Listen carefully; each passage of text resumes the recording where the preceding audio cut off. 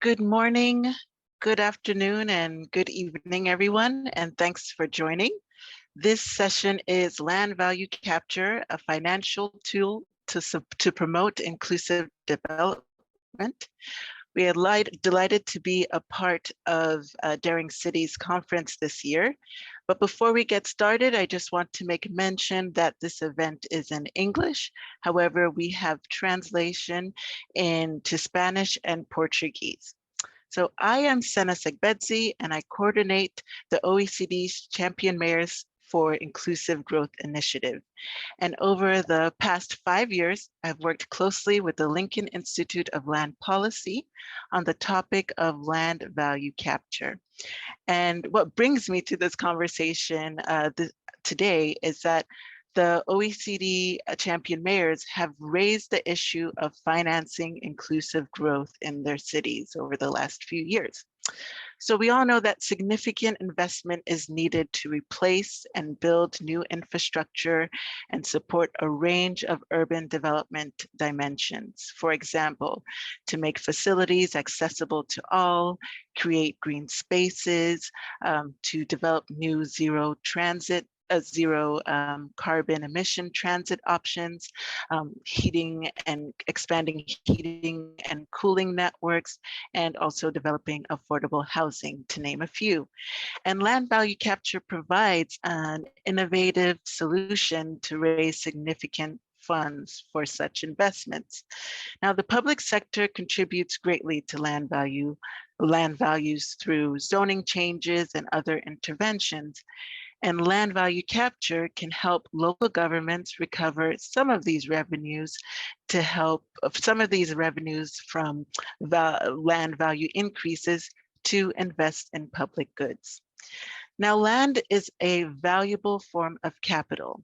In 8 of the OECD countries for which data exists, land makes up approximately 40% of the total capital stock.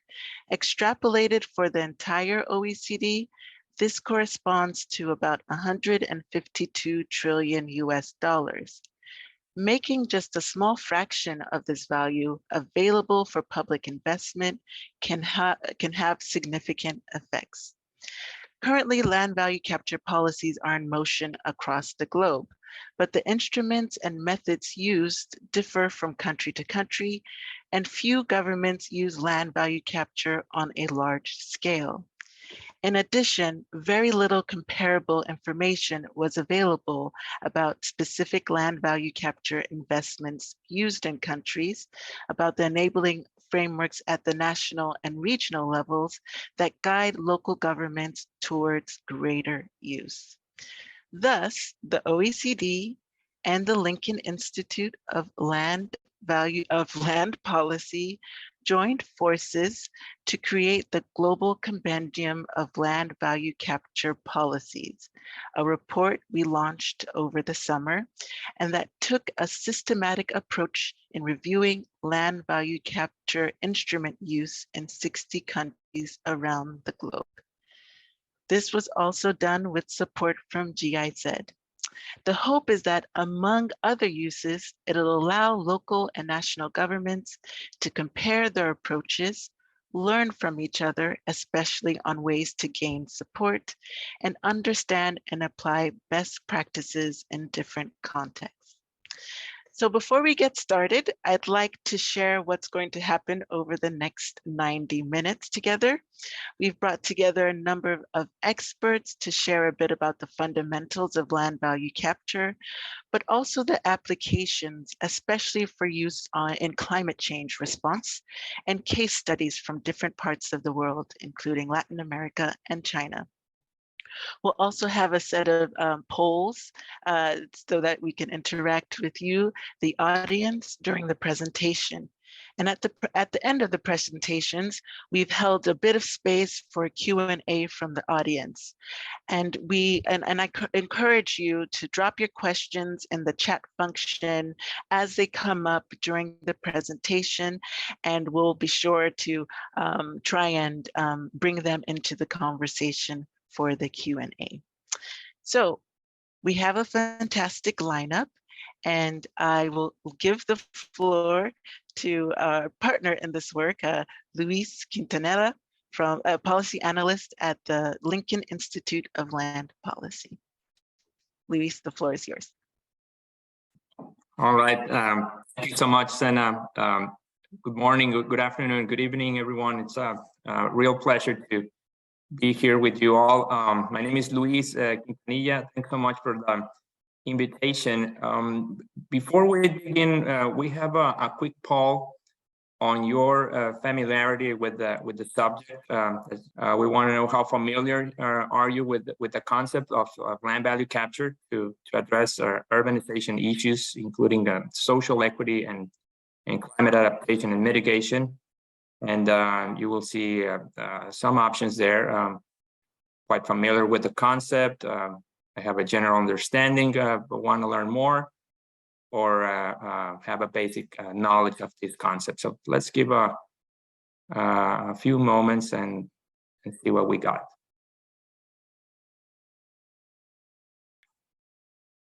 It's looking pretty even. Basic knowledge is now at 50%.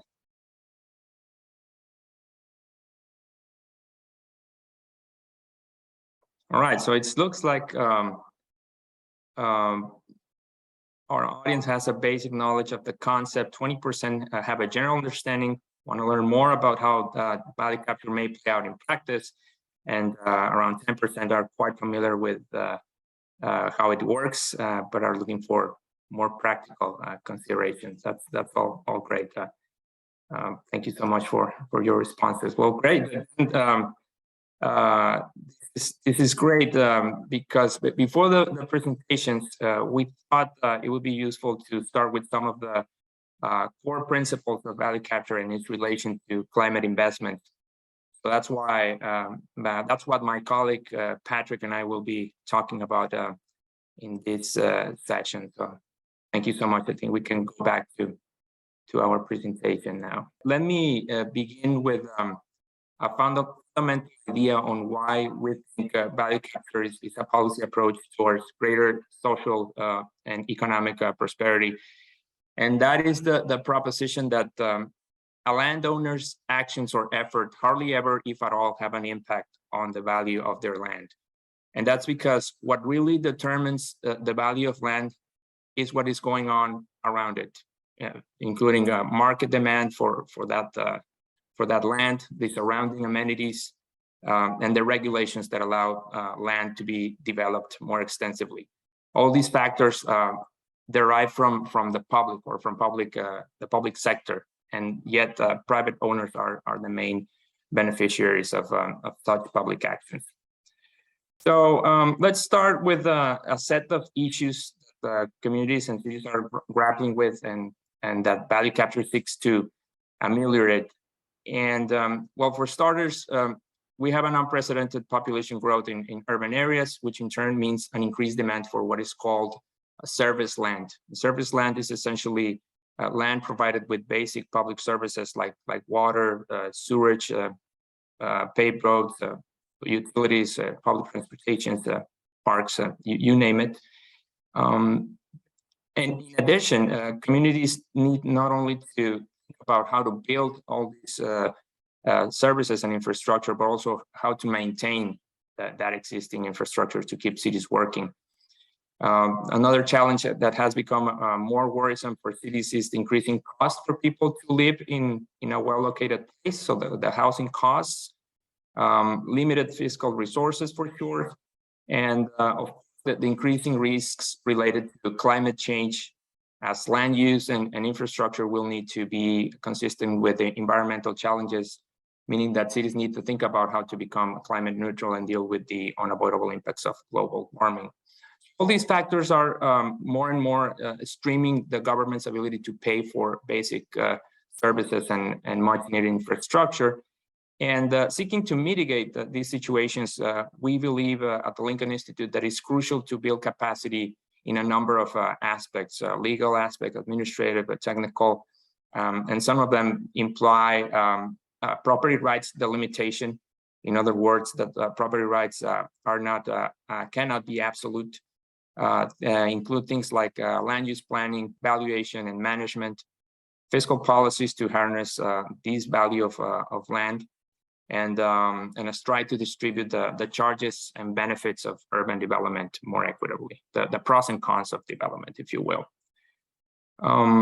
So to that end, value capture can be certainly not a silver bullet. We don't think of it as a silver bullet, but rather as an additional resource for financing public goods and services, because land is largely an untapped financial resource for local governments and municipalities.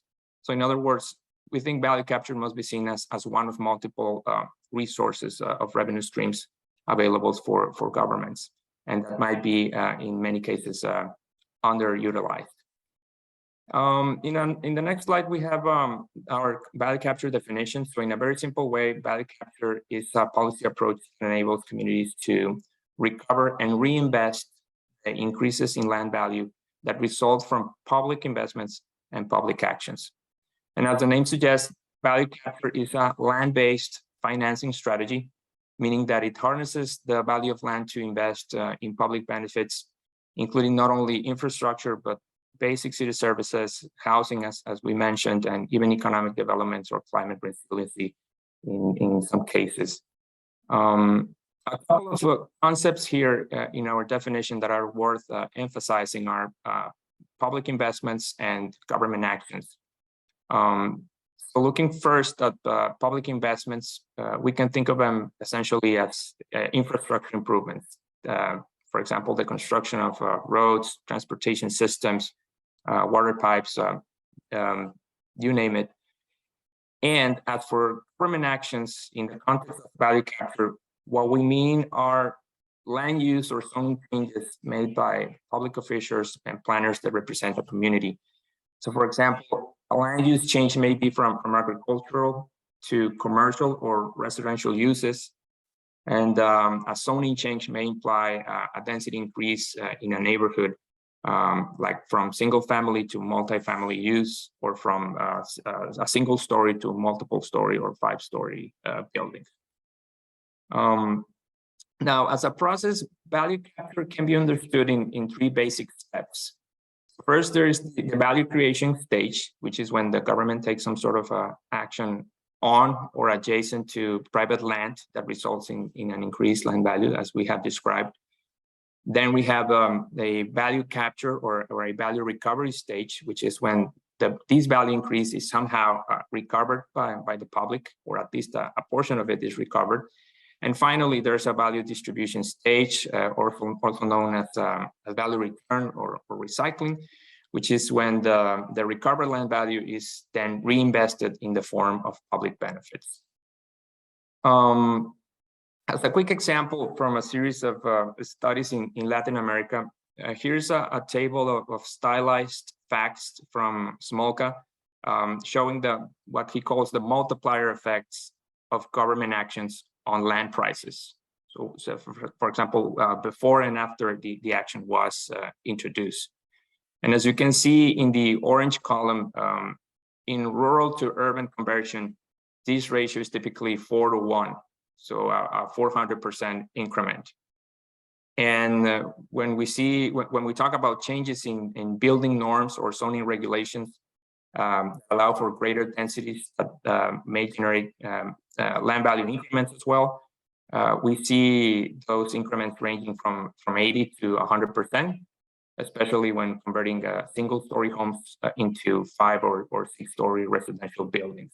This is in Latin America, a great opportunity for land-based financing or value capture in such instances. All right, so value capture can be applied in a variety of forms and through a range of policy instruments. We will see some of them in the next presentations from my colleagues, but one quick way to summarize the range of value capture approaches is through this taxonomy of instruments presented in the OECD Lincoln Value Capture Compendium that Sena introduced. So for example, the first one is what we call the infrastructure levy, which is also known as government contributions in Latin America or special assessments in North America. And this is essentially a fee levied on landowners whose land has gained value due to infrastructure investments initiated by the government, like a road typically. Developer obligations or fees, these are cash or in-kind payments designed to compensate for the costs of additional public infrastructure and services that will be needed in development projects initiated by the private sector. And we have charges for development rights. There are also cash or in-kind contributions that are paid in exchange for development rights, as its name suggests, or the additional development potential above a baseline density limit established by planning authorities. We have a land readjustment, another popular value capture approach, which is the practice of pooling parcels of land from different landowners. This is done for a joint development or a redevelopment. And in this particular approach, owners give a portion of their land so it can be used for public purposes. And lastly, strategic land management. This is when governments actively acquire and then develop and sell or lease service land to advance public needs or some of their policy goals. And in the process, they recover the value increments produced through public actions made beforehand. Just as a caveat, value capture is not a one-size-fits-all solution. Context really matter. The proper instruments to use will certainly depend on what is triggering the land value increment in many cases.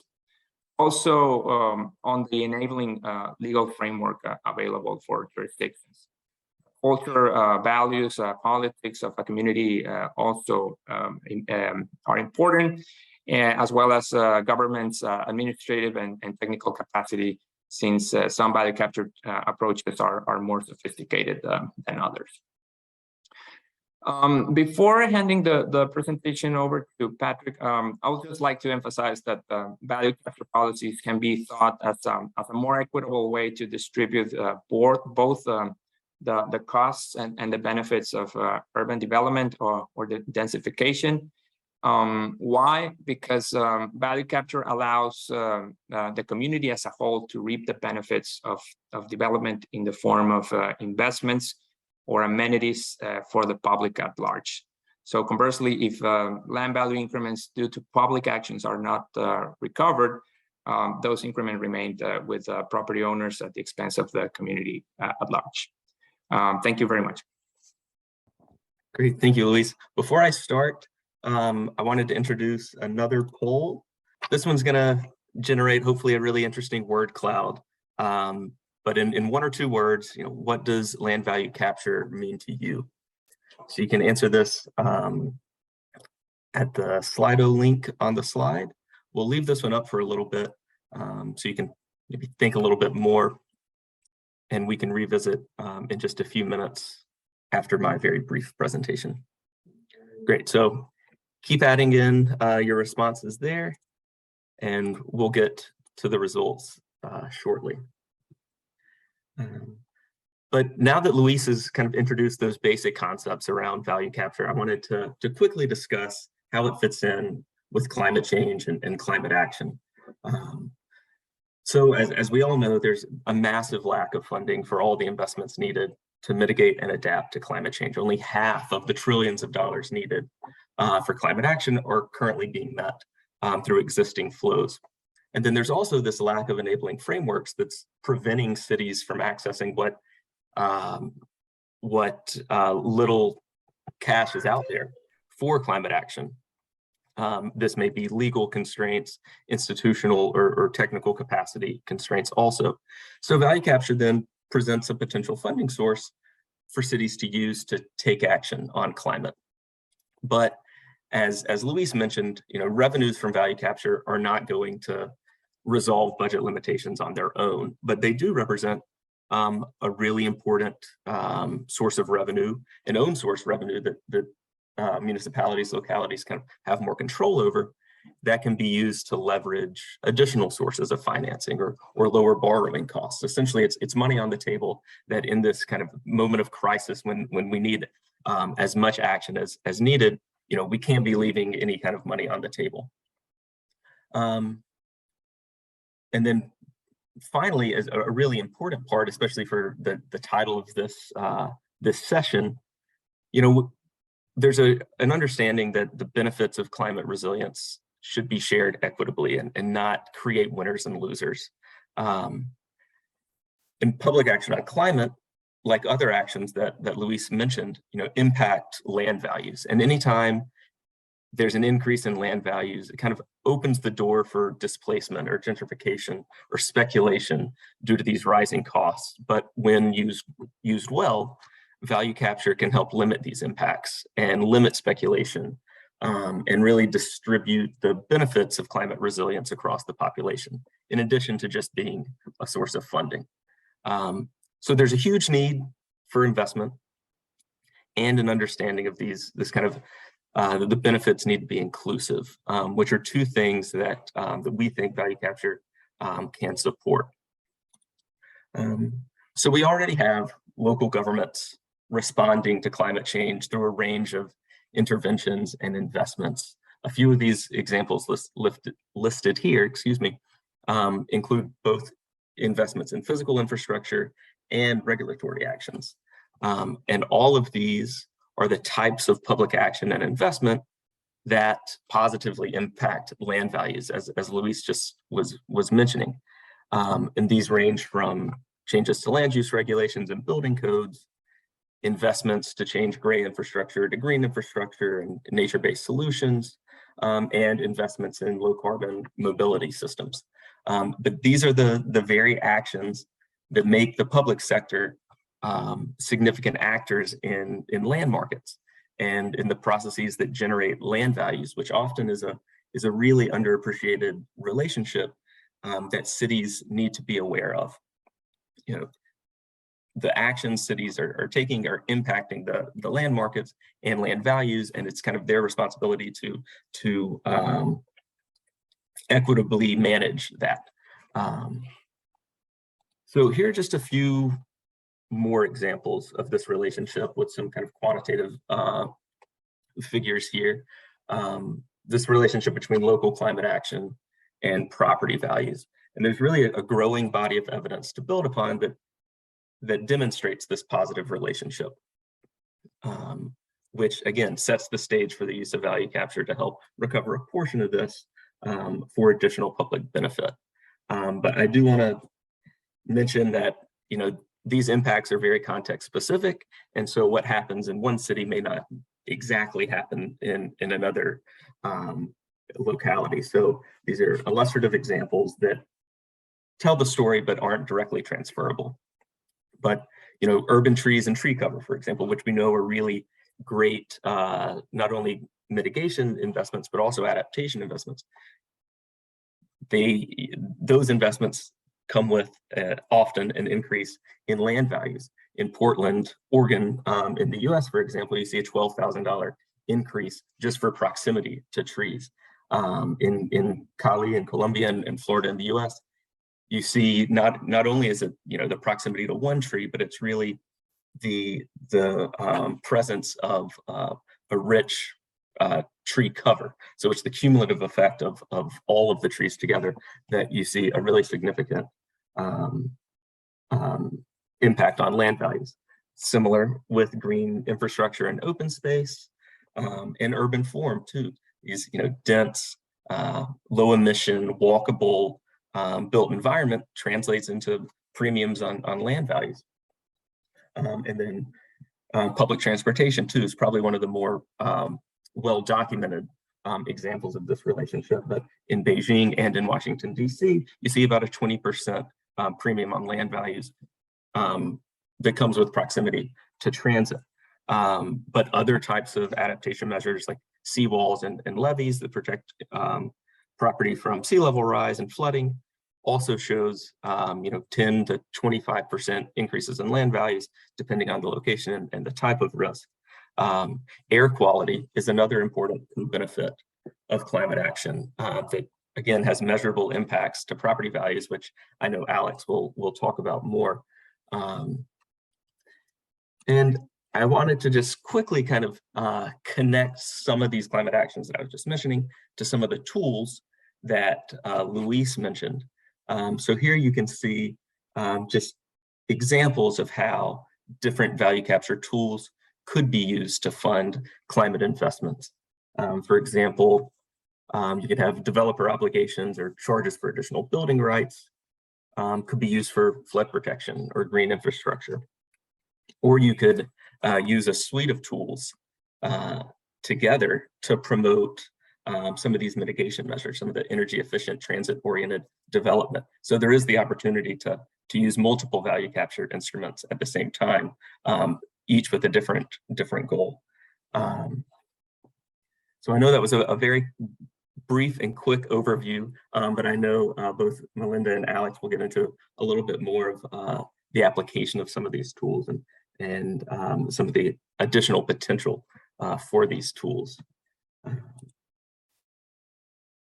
So with that, we can return to the poll that we opened up. And then we just have a couple other ones to keep things dynamic. Oh, this is great. So opportunity really stood out. Public benefit, sustainability, circular investing. I think that'll be a theme that we hear later. Also, public-private partnerships, freedom, smart choices, value sharing. That's a good one. Sometimes value capture may seem a little too harsh, but it really is a sharing of values generated by public action. That's great. I think we can close this one and go to the next two polls, I believe. So similar to the first question, but a little different, and especially now having a little bit of background in relation to land value capture policies and instruments. Which of these choices best matches your own experience? And these range from being directly, indirectly involved in the implementation of them, some knowledge about them, or a basic knowledge.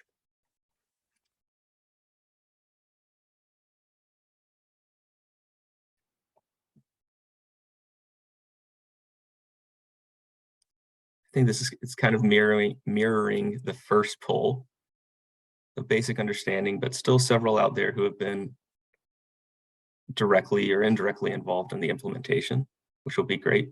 Perhaps in the Q&A we can hear a little bit more from your experience. Okay, I think we can move to the last poll.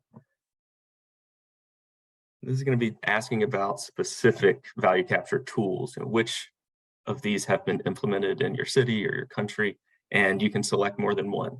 And it's okay if you're not sure.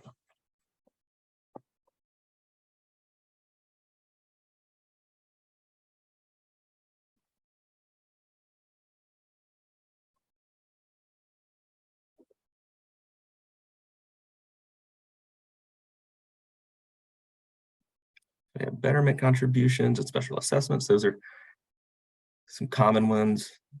Development obligations or fees, land readjustment, charges for development rights, none. No, this is great. I think we'll talk a little bit more about some of these specifically in some of the cases.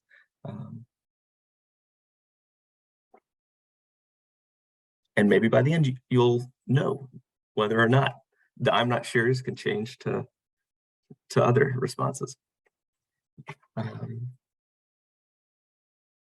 Okay, I think got some really good responses. Thank you all for answering the polls. And now I'll turn it over to Melinda Maldonado.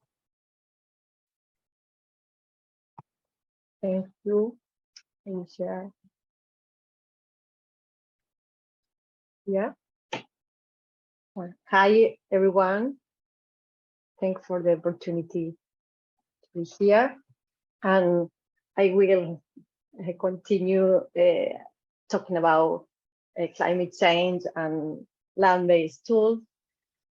And we have here two challenges, very important, that is climate change and financing.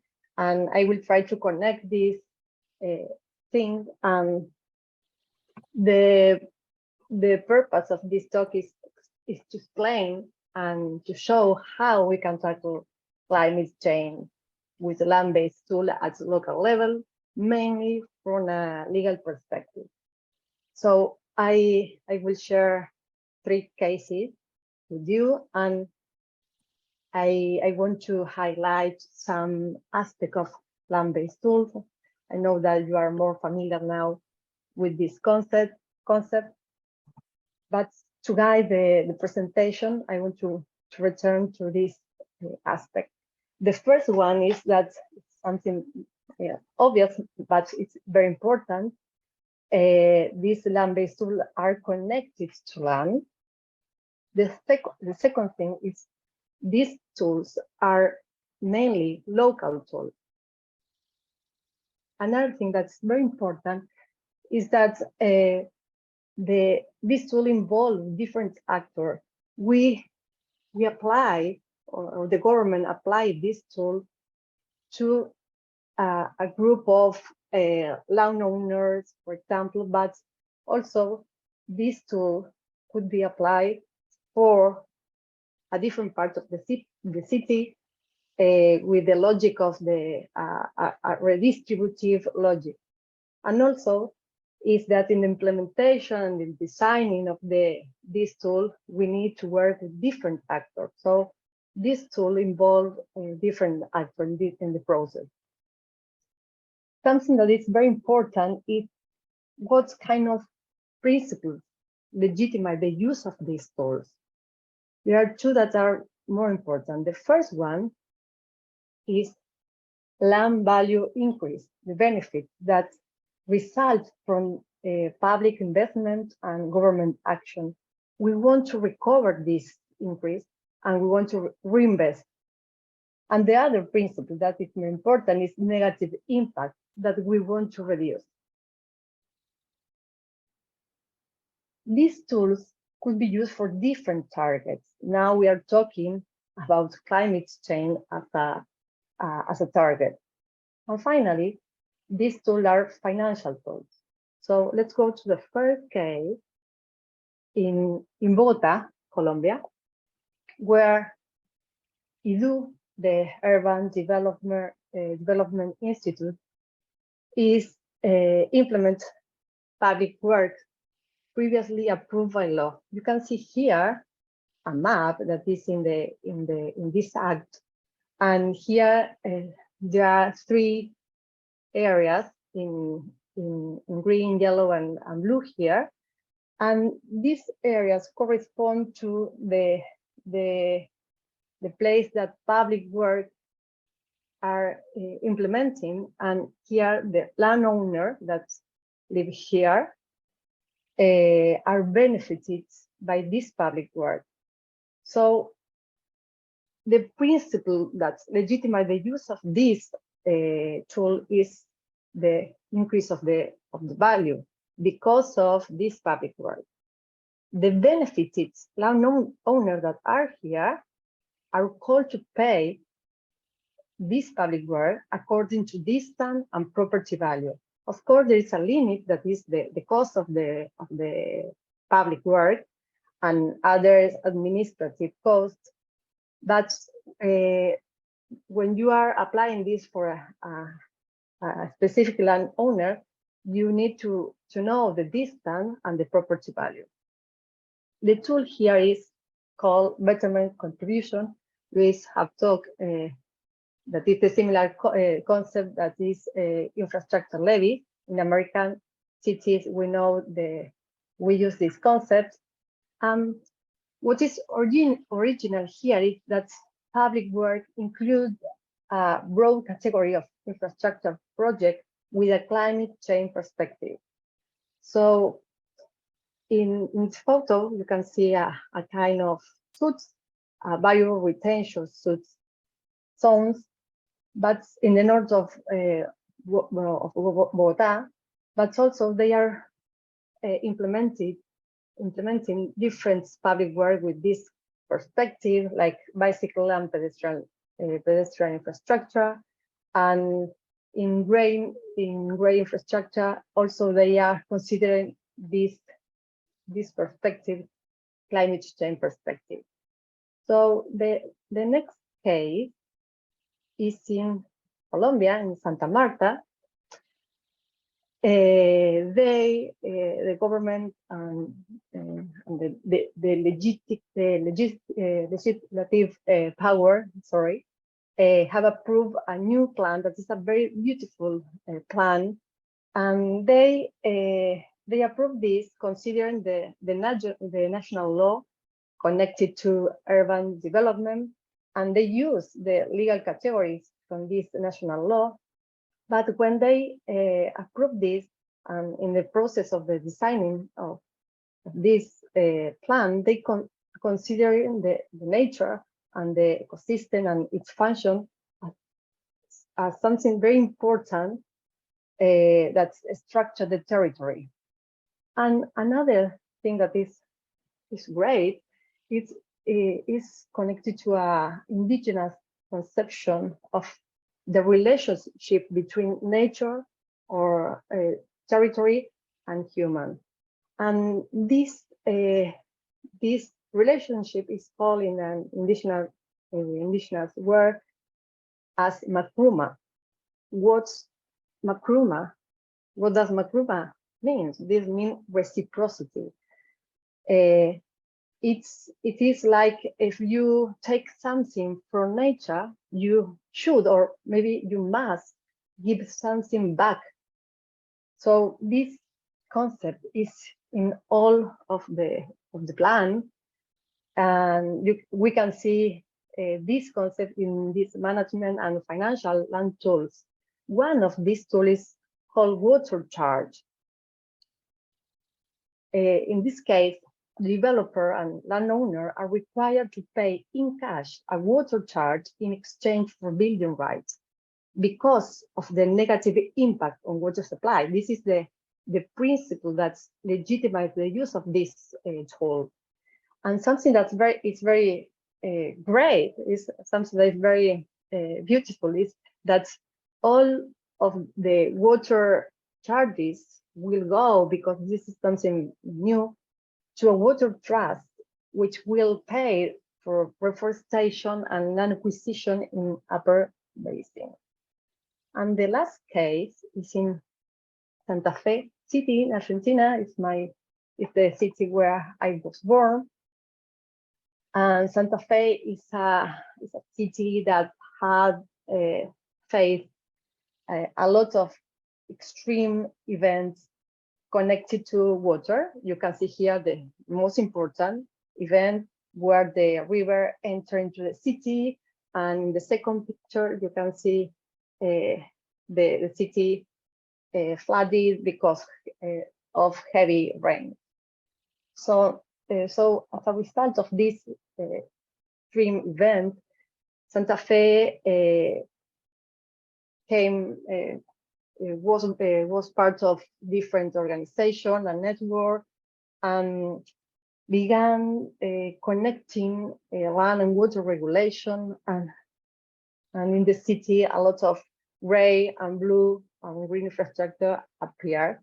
And you can see here a big one, a gray big one, that is storm drainage work, and this one that's a very big green and blue infrastructure that is located in a vulnerable space of the city, and this one is a pumping station.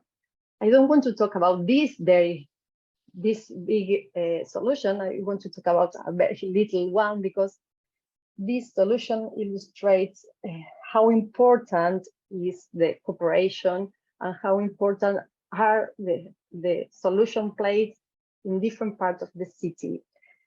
These tools are a requirement in exchange for building rights. It's called mandatory rainwater harvesting. Landowners are required to pay and install or build rainwater harvesting devices in exchange for basic building rights. What happens if they don't do that? Building rights are not allowed. This is the punishment. And the principle that legitimizes the use of this tool is negative impact, that is called zero hydrological impact. So to finish this presentation, this is no silver bullet. bullets to face the climate emergency or urgency. And all fighting tools are welcome, of course, depending on what Luis had mentioned, the context, the institutional framework, the legal framework, and the priorities of the city. But something that you have mentioned in the pool, land-based tools are opportunity. Yes, it's one of the different alternatives we have. So this land-based tool provides some financial opportunities at a local level, involve different actors who are called to finance climate measures. And also, these tools are based on justice and equity principles that legitimize the use of these tools. In this sense, land-based tools are driver of peace and cooperation. Thank you. Thank you, Melinda, for that great presentation and drilling down on examples from Latin American cities. It's certainly, you lifted up the financial aspect, but also some of the innovations that are happening in place, and especially in Santa Fe. So I'm sure folks have questions on that. And I encourage everyone to just drop your questions in the chat function so we can have time and space in the Q&A to answer them. And I invite Alex Lord to the floor from the University of Liverpool, and he'll be giving us a presentation also about the linkages between using land value capture and addressing the climate crisis. Thanks. You have the floor, Alex. Thank you, Senna. Could I ask one quick question before I start? Like 15 minutes or 10 or something like that? I just don't want to, as a last speaker, I just don't want to intrude too much into questions and stuff. Yes, I believe you have 15 minutes. 15 minutes, very well. Okay. Well, thanks to Melinda, to Patrick, to Luis. Thanks so much you've done a great job of, sometimes there's jeopardy going last. Because everybody said everything that's interesting already, but on this occasion, everyone's done all that, but they've also performed a really valuable service in describing what land value capture is and giving a really kind of thorough account of it. So I won't do that. What I'll try to do instead is present a little bit of work for which I'm responsible, and to do that in the context that the previous speakers have set. So I think that the first talk did a really good job of setting the context for what land value capture is as a policy instrument. Its origins are really in the classical economists of the 19th century, people like Henry James and John Stuart Mill and Rousseau in Paris and John Locke and people like that, who all kind of were interested in this idea of land as an economic asset, and this question of to whom should the uplift in value apply to, who should that accrue to. That's the kind of like classical treatment of it, and there's loads of literature and so forth, of which the OECD Lincoln report, that the compendium that people have referred to already, is a really nice sort of bookend to that. There's lots of literature over that long couple of 100-year period that deals with that question. But what I'm going to try and do in my 15 minutes is try and put this an extension of that, if you like, which is that we need to think about land value capture not just as land as one of those assets like labor and capital, as one of the kind of aspects of where economic growth comes from, but to resituate it in the broader environment of which it's a part, and at the risk of being self-referential. So this is some work I did with one of my colleagues. We tried to make an argument that land value capture, the climate crisis is a really important stimulus to reconsidering what land value capture is for.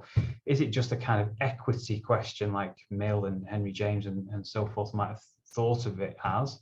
Or is it more to do with like a policy question about efficiency, and also about how we can engineer adaptation for the long-term human survival on the planet and so forth? And the things that give that such a kind of conspicuous reason for us to be interested are the kind of the things I've put on this slide. So for those of us who were raised on Hollywood movies of the 90s and noughties and so forth, this on the left-hand side is Malibu, California in happier times. And this on the right is the 2018 Wolseley fire. You know, this is a really very, very significant in terms of value real estate market, some of the most expensive real estate in the United States on the planet. And this is the threat of climate change to one of those extremely valuable real estate markets. Bottom left-hand corner, this is a conference which is based in Germany. So that's, for those of you actually listening in Germany, this is Eiffel from 2021, flooding, really significant flooding event that applied in Germany, the Netherlands, Belgium. Again, we can see the impacts, the potential impacts on land values of the threat of climate change. And in the bottom right-hand corner, that's the Bird Nest Stadium from the 2008 Olympics in Beijing. The right-hand side is on a clean air day, the left-hand side is on a slightly less clean air day. Again, air quality, one of the most significant stimulus to climate change in terms of anthropogenic emissions and so forth. These are all things that have massive bearings on land values, and if they have bearings on land values, they have consequentially bearings on land value capture. So what I'll try and do is try and give you a bit of evidence from England, where I'm sitting today, but also from China as well, that relates to the fundamental questions that Henry James and those guys in the 19th century didn't get around to because they were kind of preoccupied with principle, and quite rightly so. But you know, we can now be a little, you know, more fine-grained in the analysis and ask questions about how much is captured, how much was available, what was it spent on, what should it have been spent on, or could it have been spent on? All of those kinds of questions that are really about specific detail, and then relate to some of these questions that we've got on the previous slide. What can or should we do with land value capture proceeds to address some of these sorts of issues? All right, so I'll begin like this. So the answer to that first question, how much is raised and what is it spent on?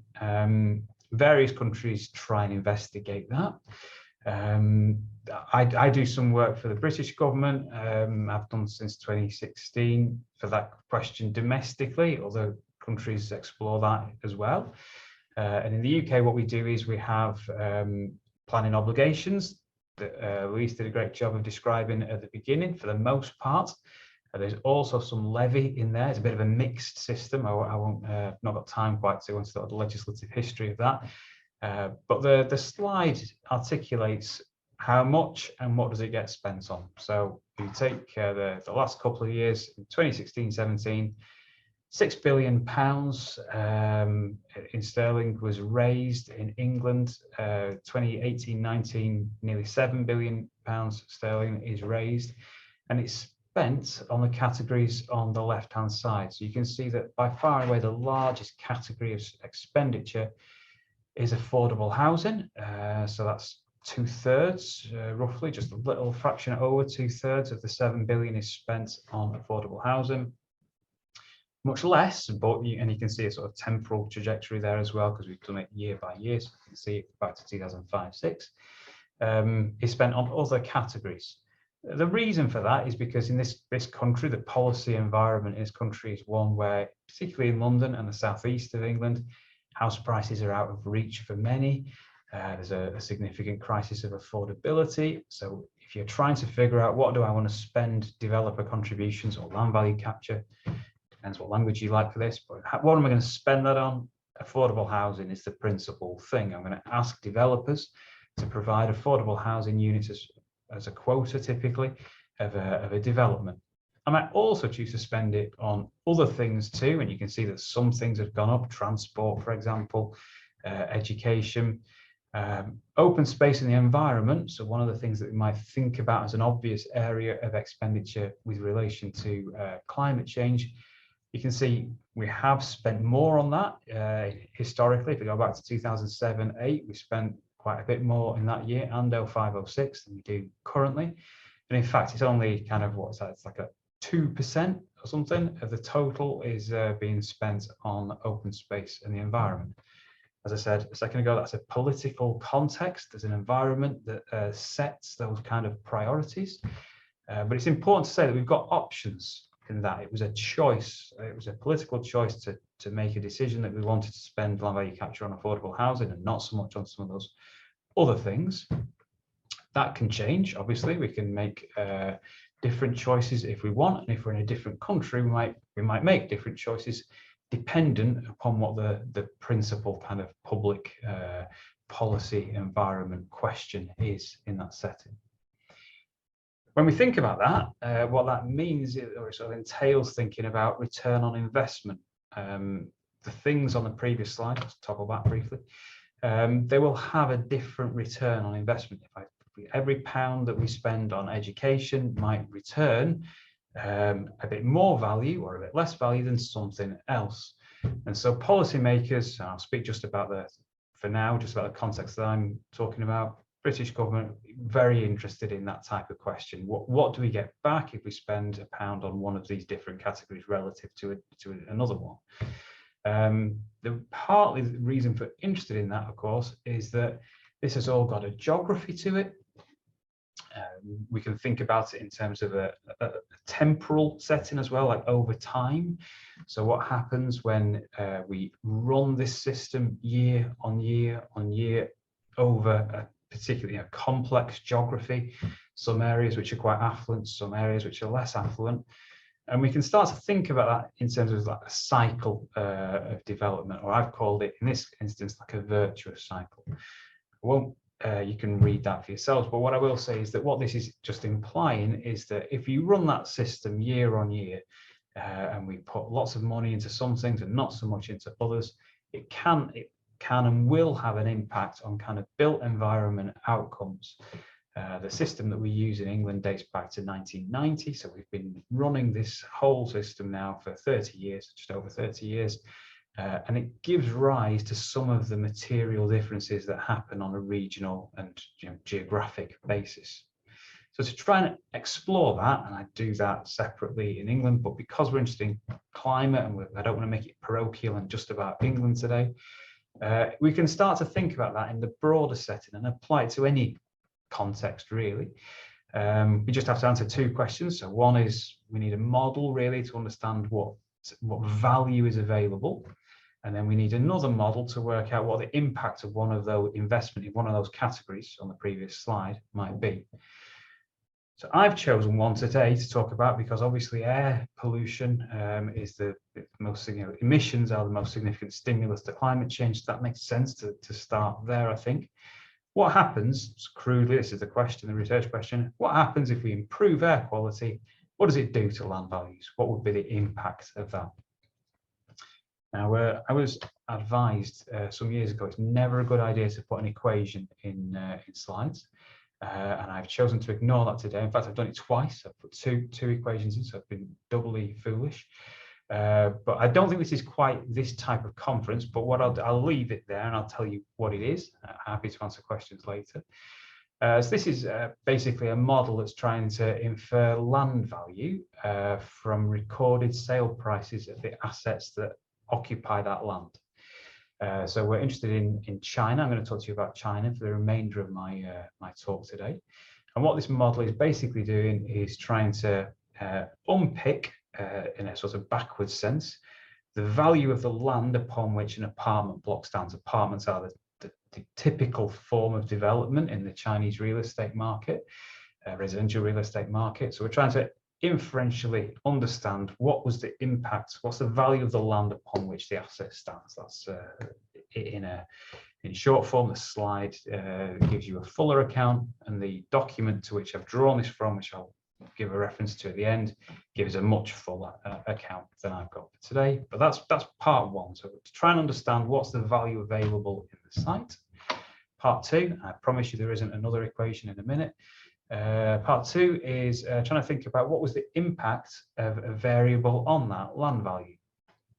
So I'm interested in air quality. I'm going to try and present that to you today. So I'm going to measure that by this variable. So this is particulate matter 2.5, PM 2.5. So it's basically the emissions that go into the atmosphere that result in the small particulates, the ones that are really injurious to human health, the stuff that gets into your respiratory system. Measure that.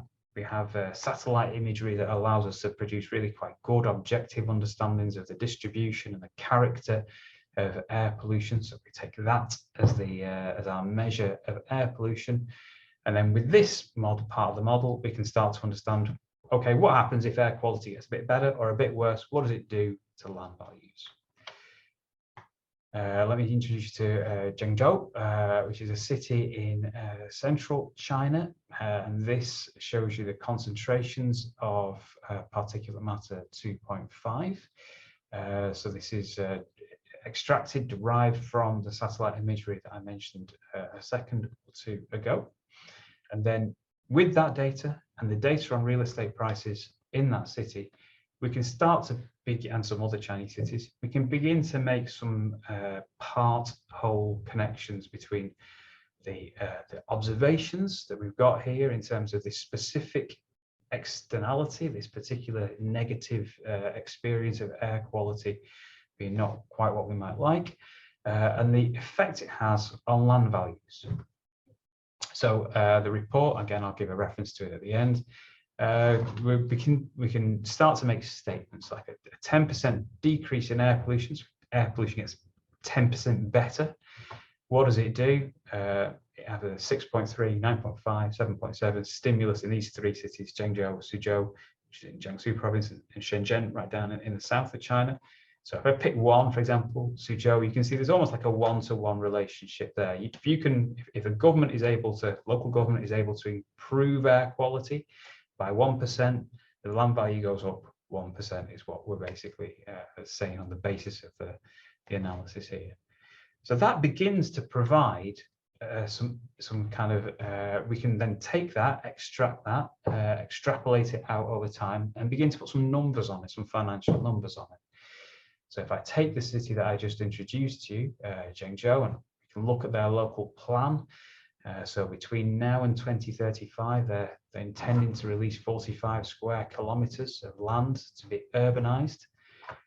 If in correspondingly the same period of time, they were able to improve the quality of the air in a relatively modest degree, so 3% improvement in air quality per annum, so 3% reduction in particulate matter 2.5. That has a corresponding stimulus to values, and that value is available for capture. So annually, 2.28 billion RMB, and over you can see a much larger number there for the course of the whole plan period.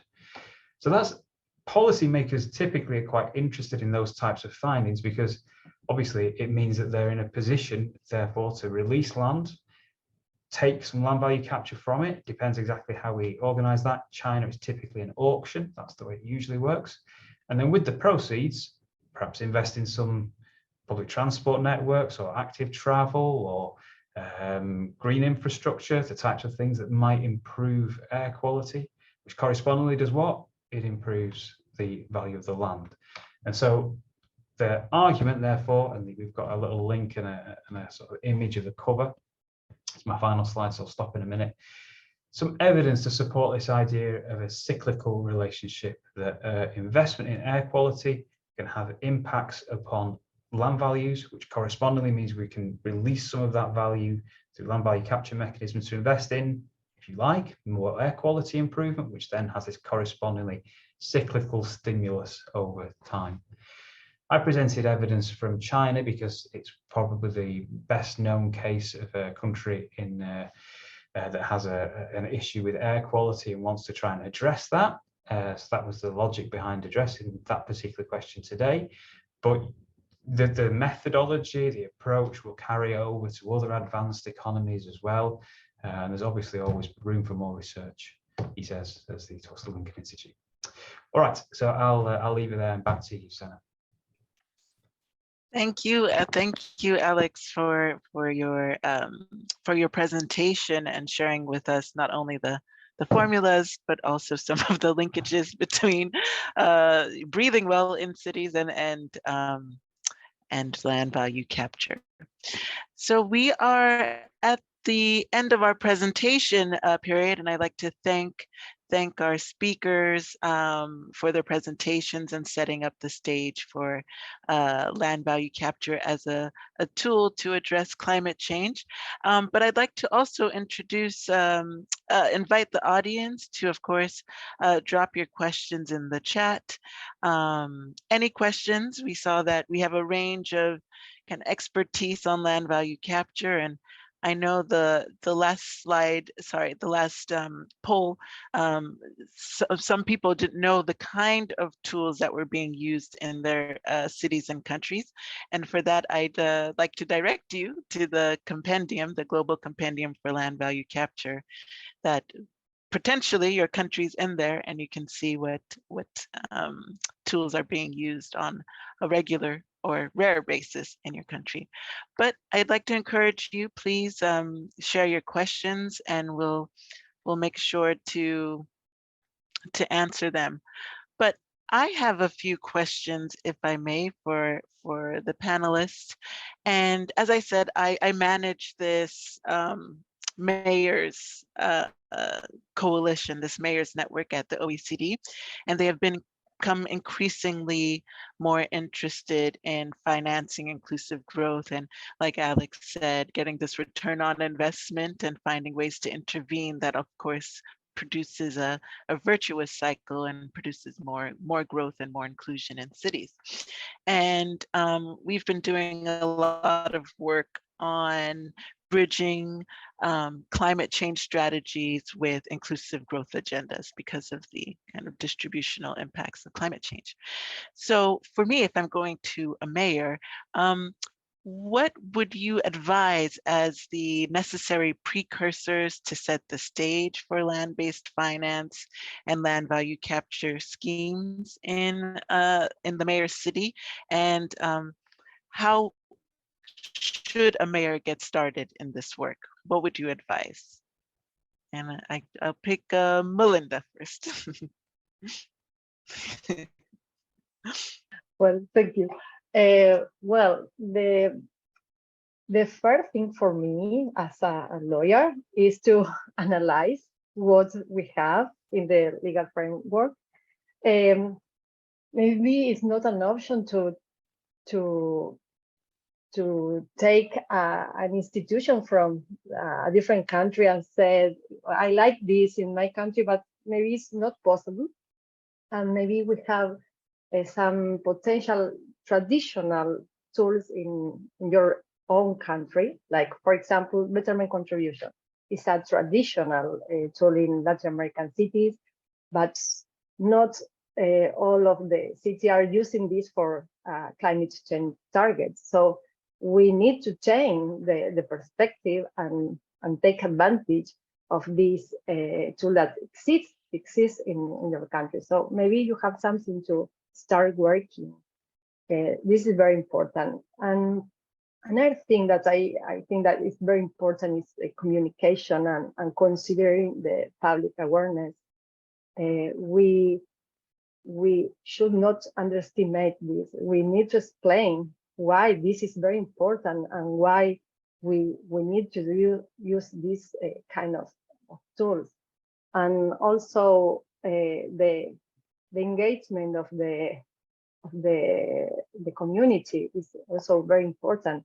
In the case of Bogota, for example, that I show with the bioretention zone, this solution wasn't at the beginning of the project. It was put in a second moment, and when the government explained to the community how important these zones are, the community began to take care of this solution. So this is very important also, the communication and just explain to the community how important this is.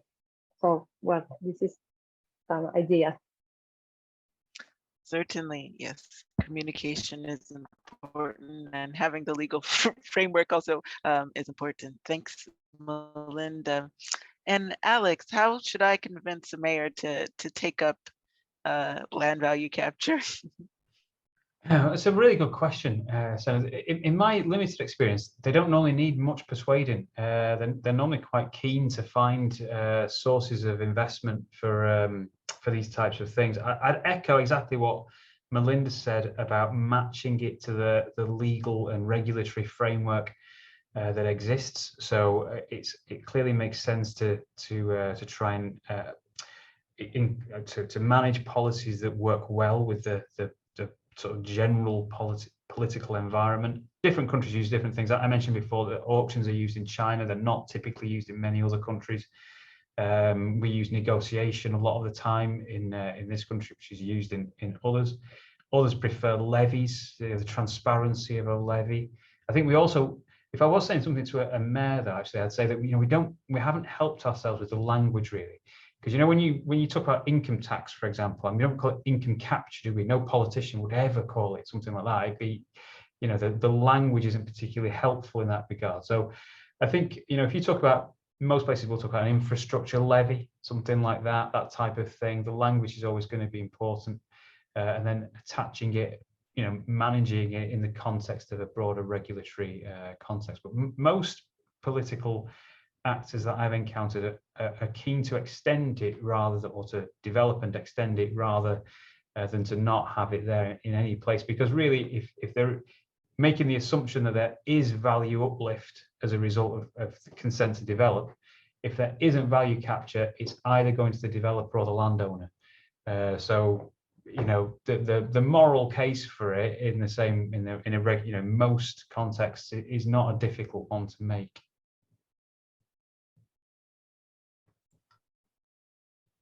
Thanks, Alex.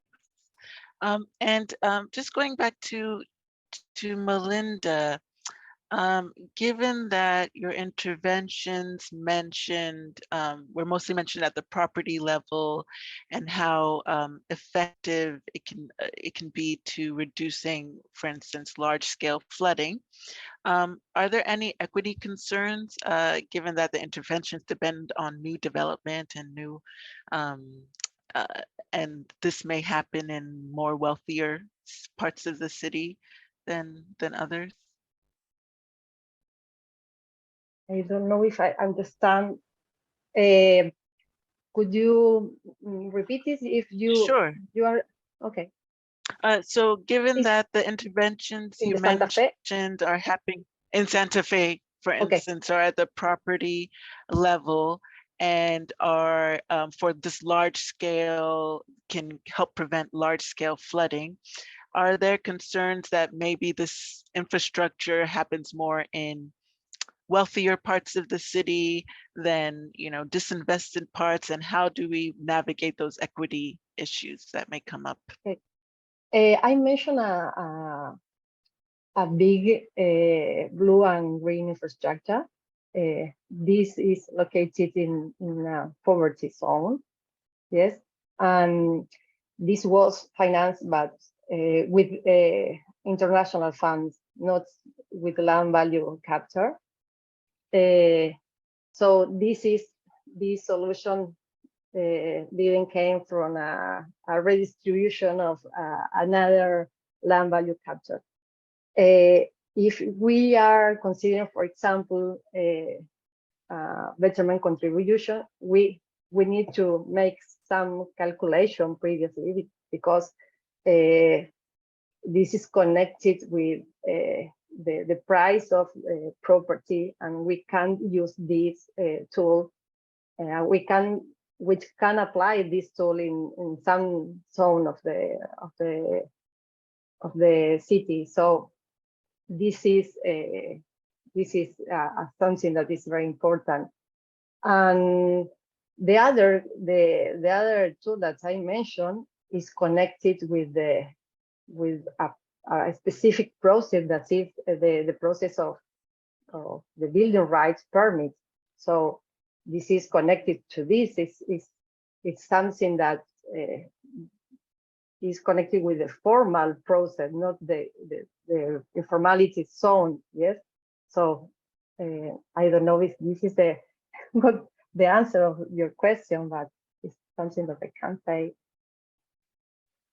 And I've heard of similar processes, and well, I'm from California as well, and in Santa Monica, if the use of the new construction uses water differently, more adversely, then they have to compensate, the developers have to compensate in a equally redistributive way.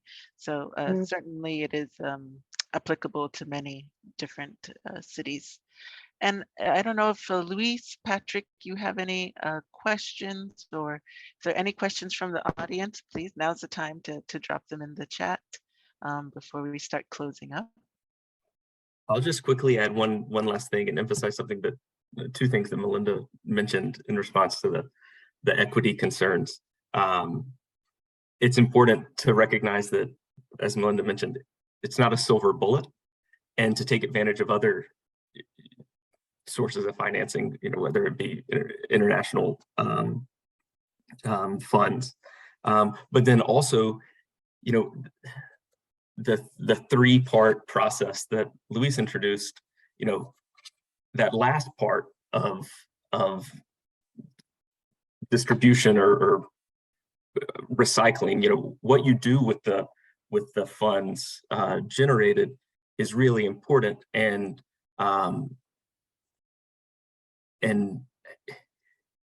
to use some of the language that Alex introduced around the virtuous cycle, you want to make sure that virtuous cycle, the benefits are shared across the territory of the population, and not just a virtuous cycle in one well-to-do neighborhood that continues its up cycle of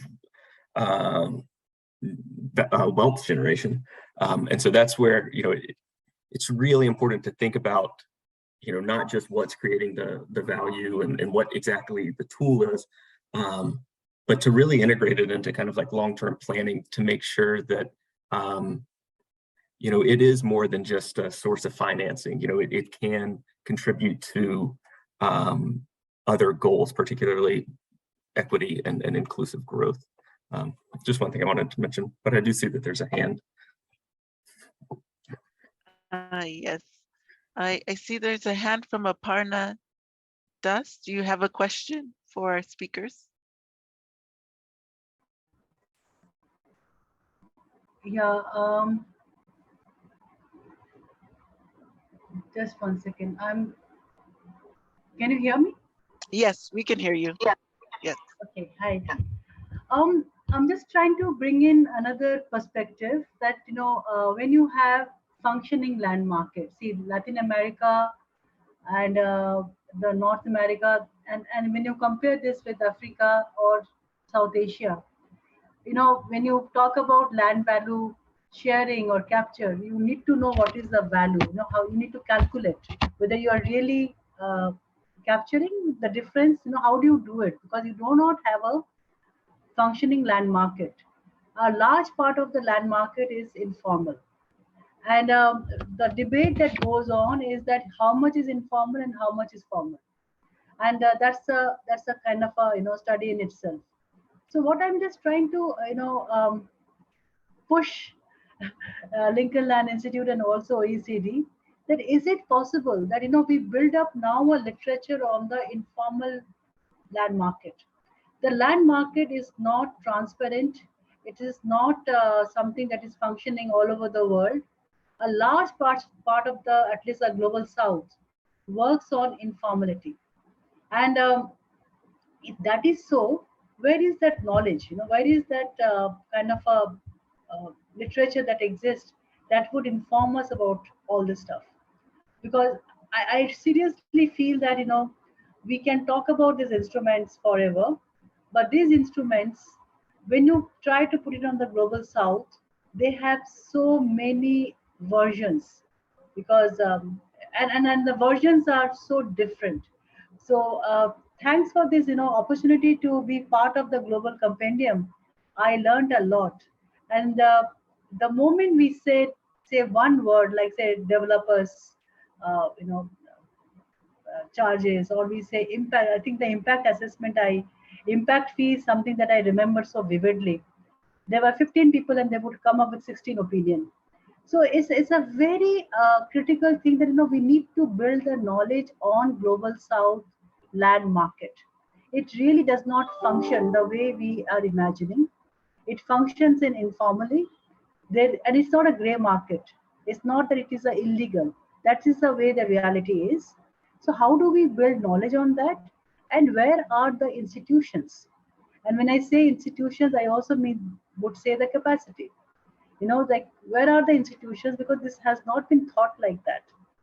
So I identify that for the global south, we really need to, especially for South Asia, we need to have institutions, we need to have the local knowledge, and then build on to that and start talking about these instruments. To begin with the instruments, I think we are getting lost or like getting caught up in this uh, you know, it's very complex. So it is not that the public institutions are all eager to capture the value and redistribute, because there are other reasons for them to do things, and there is a rent seeking, there is a lot of other things that happens, and where is the knowledge on that? How it happens. So that is something that interests me, and I'm just wondering that if it is possible to build a literature on the informal real estate market, I think that would be interesting to build and contribute there. Thanks. Thanks, Aparna, for bringing in that, of course, that insight on the what do we do in the case of informal land markets that are functioning, but not in the ways that where land value capture is being used with regularity or in a large scale. Alex or Melinda, do you have any experience working in more informal land market settings? I don't. I do have a response to Aparna, but maybe I'll defer to Melinda to start with, who may. Me neither, but it's a very good point that Aparna mentioned, and we need to research more in this field. And also, I was thinking about that there are some informal agreements that's in some community work in this aspect. So maybe like how informal settlement are paying, for example, public services. We need to research in this field. So it's something that is very interesting. And if I may add, a leading scholar in that particular field is Cynthia Goitia from University Torquato di Tella, because it's, as Melinda says, we know of these value capture practices that are happening in informal settlements in a more organic way, ad hoc way. And we definitely need to learn from that. But you're right, Aparna, that there's a huge job that needs to be done in terms of building the institutions, building trust. But there's certainly, what I would just say is that there certainly are cases, at least in Happy America, with value capture schemes are happening in these communities. And there's also other type of practices where the land value increases. These are more progressive, but the land value increases that are happening and are being recovered in the formal city sometimes are being redistributed, the benefits toward informal communities or in projects to upgrade informal settlements, for example. And there are some examples in Brazil in that respect. But I'll be happy to follow up with you on Cynthia's work, who is most comprehensive in that respect. So if I just made a quick postscript, that I was going to say something similar to Luis, actually. So, and the case I know best is Brazil, and where there's obviously a great deal of informality and so forth. And so, there's lots of evidence that I'm aware of, places like Sao Paulo and so forth, of really innovative approaches to land value capture. the use of bonds and things like that, sale of bonds as a redistributive mechanism. So obviously land value capture is a kind of state, it's a partner or a parallel to a state regulatory approach. So it's going to work best in those settings where there is you know, a clearly codified approach to planning consent and things like that. But it can and is used in countries where there is informality. I know less about it than the people that Louise just cited, and probably Louise and Melinda as well. So, but I'm sure they can probably put you and steer you in the right direction. Thanks, Alex. Thanks, Melinda, Luis, Patrick. We are almost coming to an end. And certainly, sorry, Aparna, just to make mention, we built this compendium to spark these kind of conversations, first having a baseline of what instruments were used and how they were implemented in places, and then to have that as a starting off point to talk about how it may be applied or where there are gaps in our knowledge, and certainly you have brought one to light, and we hope to continue to have these conversations over the next year since the compendium has launched, and we'll certainly invite you as we're getting our hands around the more the informal land market. Should we focus on that theme, we'll certainly invite you to that to also present your knowledge and expertise and background there. So if there are no, I just want to take one small intervention because I think this is the right platform maybe. This kind of opportunity you don't get much. So sorry, Sena, just to intervene here. Sure. You know what I just propose, that we really need to make one vertical on South Asia, because you know in the global compendium you would find that when it comes to South Asia, the knowledge there is really very limited, because we are continuing, like, so if I take this India, Bangladesh, you know, Nepal, that particular region, you know, because we follow the same legislation drawn from British colonial legacy. What has happened is that, you know, we are all changing in bits and parts, but not as a holistic. And there is a dearth of institutions. Now, because of our framework, the political economic framework, land is something that is not studied well. And that's where, you know, we really need to kind of come up with this. And also there are not many people who are interested in this subject, because you do not have employment in this, you do not have training on this. So this is a kind of a vacuum we have. So all I'm requesting is, and I'm sorry that I'm just getting a bit aggressive here and encroaching into your space, that please build up the South Asia vertical. You know, we really need to do this, and it is not possible for us to copy the Latin America model and put it here. It's not possible because the entire thing is so different.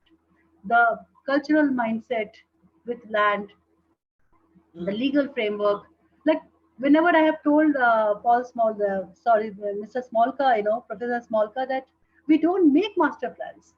And every time he would say zoning, I said zoning only comes when you make master plans. When you don't make master plans, the zoning does not have any relevance. So how do you do value capturing in a situation when you do not have zoning? So this is, I think, is a much more complex issue, and please pick it up. And if anybody wants to research on it, most welcome. And I think this is a very interesting topic, you know, to do it here. Yeah, thanks. Sorry, Sena. No, thanks, Aparna. We had the time and the space to grapple with this, you know, and the very basic level. But certainly, thank you for bringing it up. It is important to understand that, and that's where the development is happening also. So it's important to make sure that the space is there for these kind of discussions. Well, we are coming to a close, and I'd certainly like to thank Louise, Patrick, Melinda, Alex for joining us here today, and giving us a little bit of an overview of the relationships that can be built between the use of land value capture and climate change response. And so I thank you for that.